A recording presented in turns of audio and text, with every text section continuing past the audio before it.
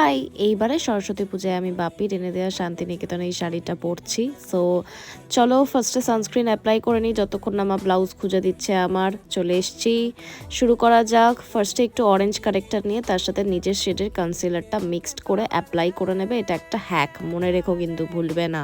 2-3টে স্টেপকে avoid করার জন্য এই হ্যাকটা। এবার এক পাম্প ফাউন্ডেশন নিয়ে ফেসে আমি অ্যাপ্লাই করে নিচ্ছি, তার কারণ সরস্বতী পুজো বিয়ে বাড়ি নয়, হালকা মেকআপই কিন্তু সুন্দর লাগে। তারপর আমি কনসিলারের জায়গাগুলোতে কম্প্যাক্ট অ্যাপ্লাই করে নিচ্ছি অ্যান্ড আইব্রোটাকে হালকা হাতে কিন্তু সেট করে নিলাম। সকালবেলা আমি কন্ট্রোল স্টেপটাকে অ্যাভয়েড করি, তার বদলে একটা পিচ শেডের ব্লাশ অ্যাপ্লাই করে নিয়ে সেটাকে সেট করে নিলাম আর চোখেও অ্যাপ্লাই করে নিলাম অ্যাজ আ ট্রানজিশন শেড, আর শুধু নাকে কন্ট্রোল করেছি।